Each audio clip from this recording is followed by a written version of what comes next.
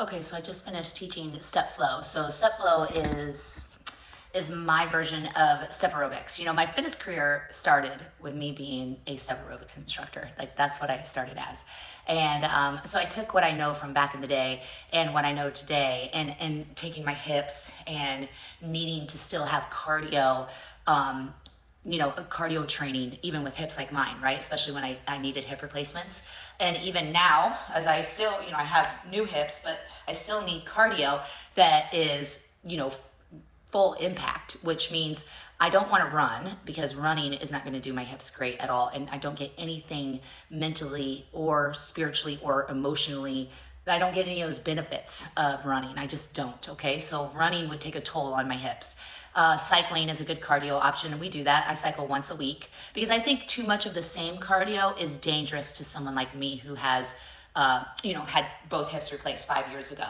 But even at the time when I was in hip pain, I couldn't do the same cardio. It would just be too much overuse in a way to my hips. So I had to find a new way to do things. So I brought back step aerobics, and I brought it back barefoot because when you're barefoot, you step lighter. And when you're barefoot, your brain and your body are working together. We work into posture. I mean, it is step aerobics, but it's not exercise. It's movement therapy for people like me, people who have back pain, people who need to get their butts kicked and get sweaty and burn a ton of calories. We just did a 45-minute step class and I burned 400 calories in it. And it was so much fun, and it's movement therapy based. And, so I'm just going to show you some of the things we do at Step Flow that is different than from Step Aerobics. So one of the things that I changed was high knee. So high knee is like this, right? Well, everyone just does high knee and they're just so wild about it. And then also look high knee. What does that do to your back? That just flattens the back line, which why do people in this day and age need a flatter back? We all have it from sitting, right? So this flat lumbar spine is definitely a problem. Flat butt syndrome, flat back syndrome, flat neck syndrome. I mean, it's bad and needs to be addressed. And you cannot go to step and just be like, knees, and just trying to burn calories, okay? You have to think about the movement of your spine. You have to think about making exercise be therapy, and it needs to reverse what a day does to you, okay? So I don't do high knees. We do passe. Look at where my hips are. Look at my natural inward curve of my spine. Look, I don't have a flat butt. Plus my brain is involved, right? Because I'm taking my heel to my inner knee. Plus I'm getting foot therapy. I'm stretching out the top of my foot. I'm opening my ankle. Plus I'm working on my posture. My lungs are open. I'm breathing. And I'm combining that with brain fitness, stepping here and making it pretty, keeping the mind and the body. Then when we do a repeater, it's the same thing, but we lean into it, but we keep it pretty.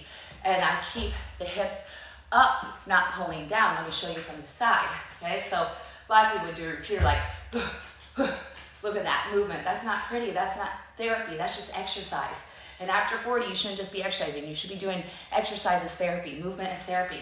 So repeater is this. We go into it, we get into our hinge, and it's here. Tap, tap. Look how pretty that is. And as controlled as that is. So we go, repeater. 3, 2, 1, step off, repeater.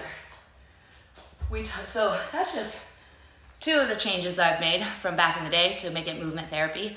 Barefoot is another change, right? Posture, working on posture and the spinal movement is another change. And just brain fitness, connecting it to brain fitness, because listen, if your brain ages, your body stops moving, and then you start living older, okay? So you can't help getting older. You can't help getting old. I am turning 51 in like 2 weeks. I can't help turning 51, but I don't have to live 51 like I'm 51. I don't have to move like I'm 51. And the only way I can do that is by turning exercise into movement therapy. So join me for Step Flow. You don't even need to step. I have everyone that starts my Step Flow classes to use just a yoga mat. To come to my Step Flow classes and learn how to step by stepping their foot on the yoga mat and learning the moves as we learn them, but without the step. And look, we always keep our gaze forward. We go over the top, flow front, over the top, corner to corner, repeater. You can do everything we do without the step, and I encourage everyone that starts step with me to do it with yoga mat. So start step with me. So many ways to start step with me. Best way is live classes on Zoom. I teach on Mondays at 10 a.m. Central and on Wednesdays at 7 a.m. Central on Zoom, almost every week. And then I have Learn to Step Flow 10-minute workouts. So there's like, I don't know, 20, I don't know how many workouts there is, but it's a Learn to Step Flow program, and there's 10-minute workouts in there, and you can take Step Flow 10 minutes at a time on Patreon. Or you can go to AgeDEFY Online and start the cardio training program on AgeDEFY Online. I mean, there's so many ways. Step Flow should be everyone's therapy. It should. It's cardio. It's fun. It's so much more fun than running. Okay, we'll run like 3 miles in a step class, but yet we have fun. It's fun. It's not torturous. Okay, so everyone needs it. Just go do it. So we love Step Flow, and you will too. Just do it.